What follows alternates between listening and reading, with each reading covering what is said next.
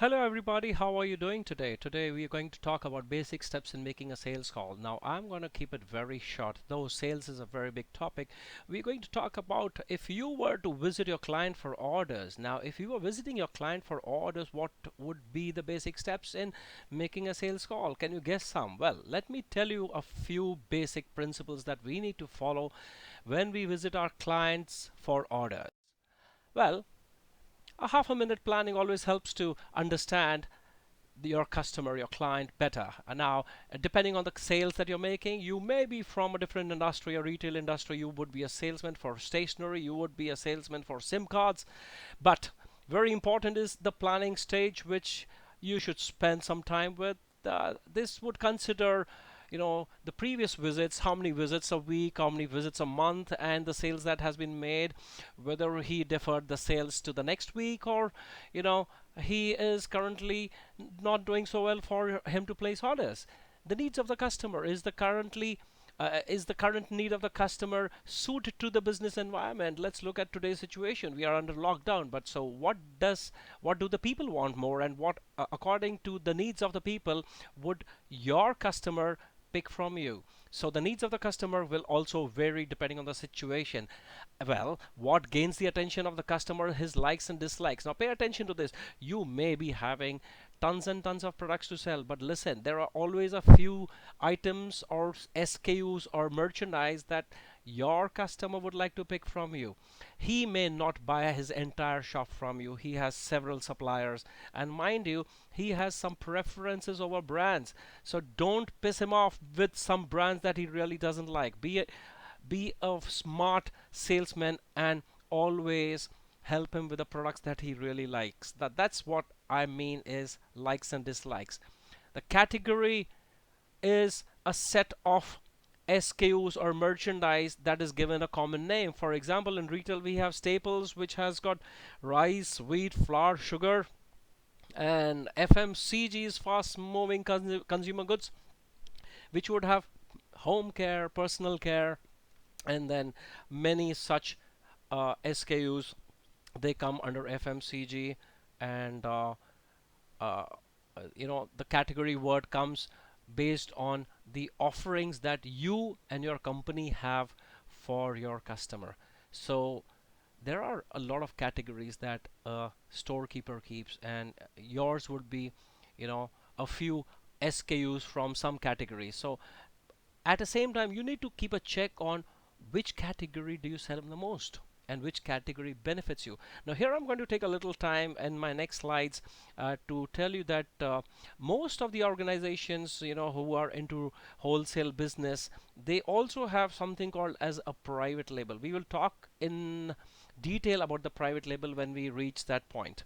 Okay, and then what does he buy from you the most is what I covered already. You need to keep a tab and actually keep a track of what is the sales that you get from your store. So a planning stage is very important, and you need to do that before you step onto his store. So this is very important. Well. Smile and more. Well, don't we always say that the smile is the second best thing you can do with your lips? Well, that's true. Enter the shop with a genuine smile. You are happy salesman, and smiling and getting into a store always is a good sign. It's a good body language. Everybody will talk about it. And what happens is you come across more friendly, less frowns on your face, very easy. You become an open person, and many benefits that you get with a smile. Okay, people would be willing to engage with you. And when you smile, it shows you to be in the best of moods. Your chances of being heard get better. And of course, when somebody listens to you, you are able to talk and gain their trust and acceptance. Well, not just smile. Getting onto the store and the sales pitch now. What happens when you meet your customer for the first time and you get onto his store to take orders? You don't open your book and start rattling off the orders that you expect from him. No, don't do that. You give a loud salutation. Now, salutation is a greeting. It's a hello. It's like ¿Cómo estás in Spanish, or Namaste in Hindi, or uh, any such salutation which may be very easy and generic to your region. Salutation helps you to gain the attention of your client. He basically starts looking at your direction. It also announces your entry. There are so many people walking in and out of the store.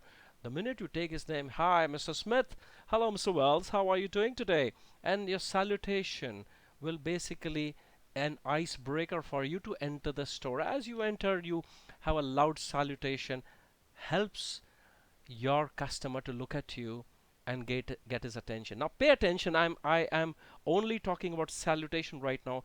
I am not here to tell you that you need to distract your customer if he's attending to some of his clients. No, I didn't mean that.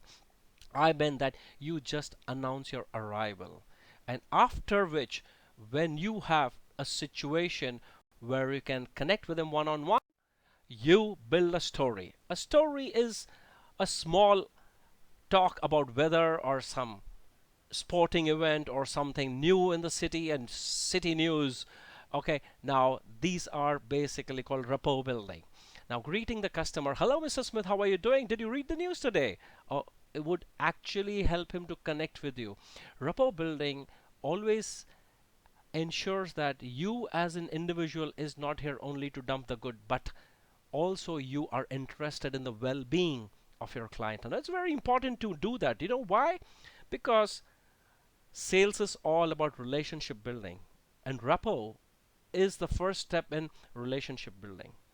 You cannot build rapport, okay, and get a sale. Not possible. You always have hi, how are you doing today, and you know, sales pitch comes much later. Sales is the end result of a transaction. My dear friends, I want you to remember, sales is very tricky. Sales is very smart, but sales is not cunning. There are two different words I've used here. You have to be smart, but not cunning. Pay attention. If you be cunning, you can get away a few times, but it will not help you in the long run. That's very important. So we'll talk about rapport building in our next slides. Whenever we have a chance, we would upload that. So we were talking about private label. So you started a rapport building, you have greeted the customer, Mr. Smith, and then while presenting samples, which you carry in your bag, there are some private label. Now private label are SKUs or merchandise which are actually produced, and marketed. They are manufactured and marketed by the retailer themselves. For example, if your company is West Side, or if your company is Sainsbury, the products that Sainsbury or West Side sell are products which they get from other merchandises, from other sources. But if West Side was to make their own brand, okay, and with their own label, that would be called a private label. So even if you are a retailer for grocery goods, you can have your a salt made under your own name. It could be Namkeen Special, or it could be something like Value Plus, your name, your brand, and much cost effective. So we had a small talk on private label. So we're gonna talk about why this is important as we as salesmen start with a private label. Firstly, you need to understand that the private label is more or less similar and much cheaper than the market leader. We were talking about products in the category. In the category, the first thing that any retailer would want to do is sell his private label, because the margins are high. It gets to market and make his brand more popular. Also, it helps the retailer or the reseller to earn more margins.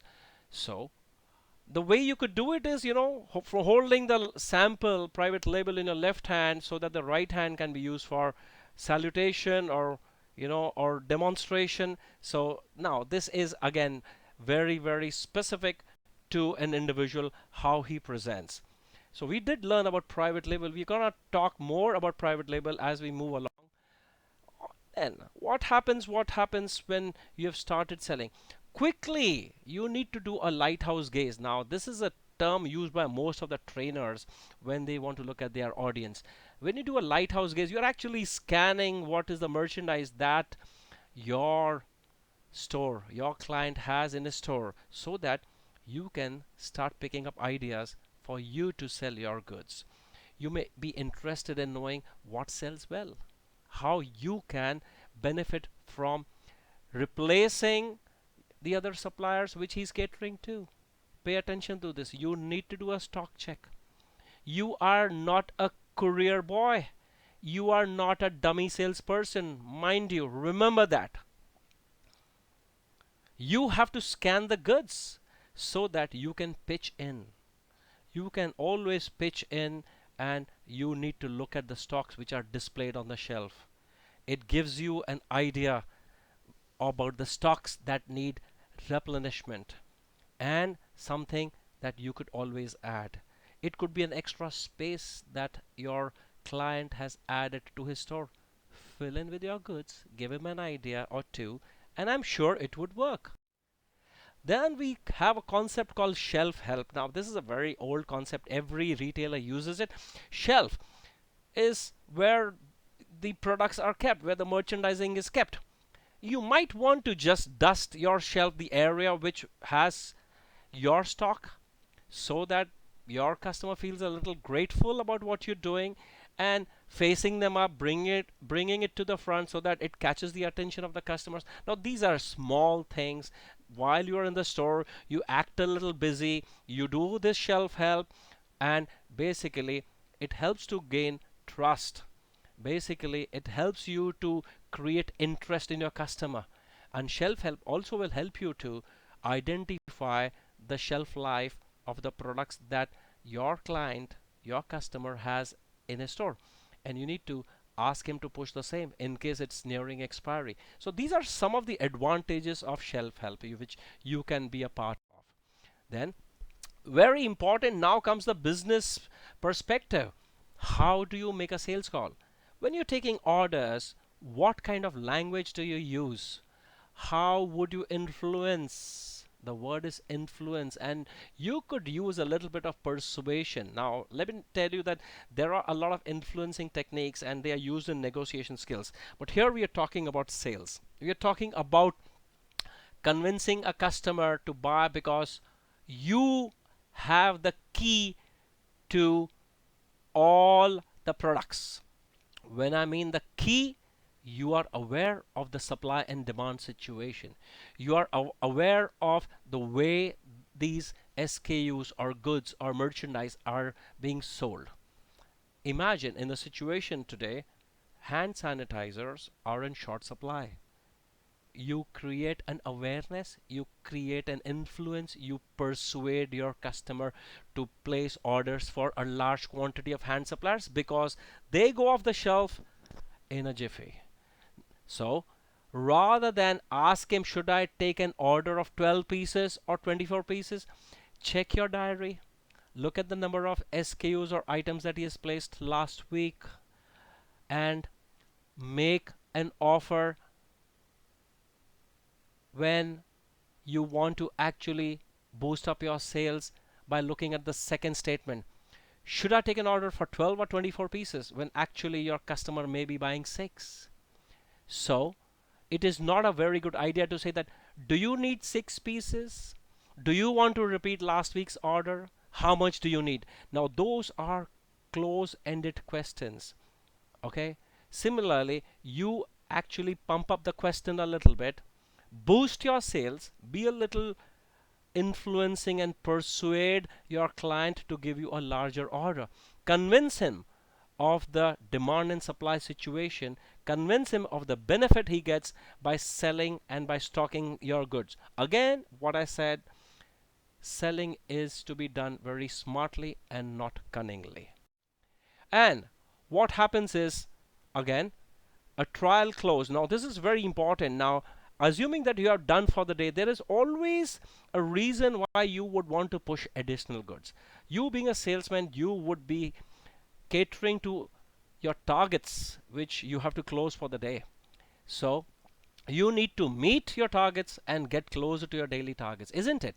So very, very direct approach would be is, if you have a good relationship, you might say that, hey, Mrs. Smith, I'm a little short on my order. I would be very happy if you can pick up this merchandise from me. So that would be very direct.